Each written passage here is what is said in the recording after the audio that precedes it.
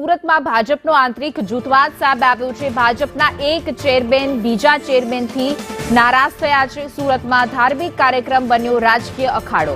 Standing અને transport committee chairman સામે આવ્યા છે। સ્ટેન્ડિંગ કમિટી ચેરમેન ફોન નથી ઉપાડતા તેવું મરાઠે કહ્યું છે। તો શિવ મહાપુરાણ કથાના બેનરો ઉતારી લેતા વિવાદ સર્જાયો હતો। 100 બેનર વિનામૂલ્યે લગાવવાની હતી વાત, પરંતુ હવે એમાં વિવાદ છેડાયો છે।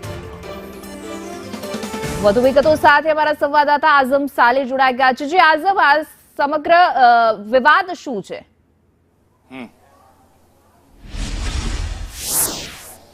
શિવ મહાપુરાણ કથાનું આયોજન કરવામાં આવ્યું છે સુરત ખાતે અને હજારોની સંખ્યામાં રોજ ભક્તો એનો લાભ પણ લઈ રહ્યા છે, પરંતુ અચાનક જ એ શિવ મહાપુરાણ કથા જે છે એ રાજકીય રૂપ લઈ લીધું છે। આપણા સાથે ટ્રાન્સપોર્ટ કમિટીના ચેરમેન છે સોમનાથ મરાઠે।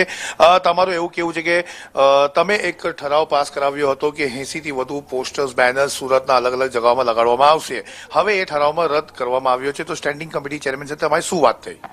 સ્થાયી સમિતિ અધ્યક્ષશ્રીના સેક્રેટરીએ મને ઠરાવ થયા પછી જાણ કરી કે આવું કેમ કર્યું, તો તમે સ્થાયી સમિતિ અધ્યક્ષ જ્યારે સ્થાયી સમિતિ કમિટી લેતા હોય એના પહેલા સંકલન થાય, આ સંકલન થાય ત્યારે જ મને જાણ કરી દેવાની હતી, મને બોલાવી લેવાનું હતું।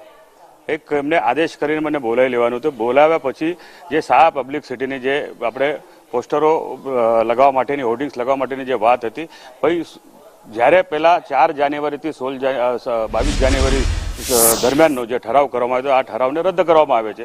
જે ડિફરન્સ છે 16 થી 22નો, આ ડિફરન્સની તમે ચૂકવણી કરી દેજો, તો અમે કરવા માટે સક્ષમ હતા। અમે લાખો રૂપિયા બરાબર હજારો કમિટી એકત્રિત, હજારો ભક્તો એકત્રિત થઈને જે અમારે 50 કમિટીની જે રચના કરવામાં આવી, આ કમિટીના સદસ્યો વિશ્વાસમાં લઈને અમે આ થઈ શકતે, પરંતુ સીધી રીતે કોઈક બરાબર કરી આ સીધે શાહ પબ્લિક સિટી વાળા સીધા બેનર ઉતારી દીધા। ક્યાંક શિવ ભક્તોની લાગણી આ દુખાઈ છે અને ઘણા લોકોના મનમાં આ પ્રશ્ન ઉભો થયો છે। બીજી વાત, હું પણ એક સિનિયર જવાબદાર ત્યાંનો નગર સેવક છું, જવાબદાર કમિટીનો ચેરમેન છું। મને વિશ્વાસમાં લાવ્યા વગર આ કેવી રીતે એનો ઠરાવ રદ કર્યો છે, આ વિષય માટે જ્યારે સેક્રેટરીએ મને જાણ કરતા હું તરત જ અધ્યક્ષશ્રીને ફોન કર્યો।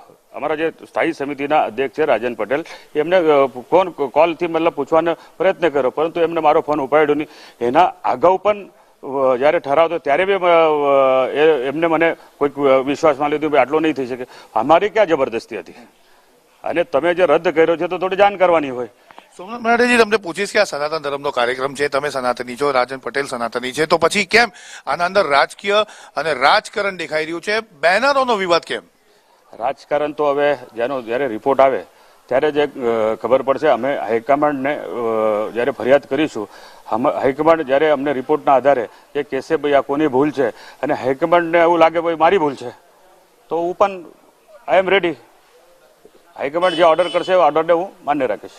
તમે ચૂંટાયેલા પ્રતિનિધિઓ ટ્રાન્સપોર્ટ કમિટીના ચેરમેન છો, જો તમને સસ્પેન્શન કે પછી રાજીનામા આપવાની વાત આવી ત્યારે શું કરશો? હું આ સનાતન ધર્મના બરાબર કાર્યક્રમ માટે જ નહીં, હું જે ધર્મમાં જન્મ લીધો છે, મારો ધર્મ, મારી જાત, બરાબર, હું એના માટે હું ખરો ઉતરીશ। બરાબર, પબ્લિકની સેવા કરવી તો મારે પદની બરાબર કે લાચા નથી, હું આમ બી સેવા કરતો આવ્યો છું અને આમ બી કરીશ।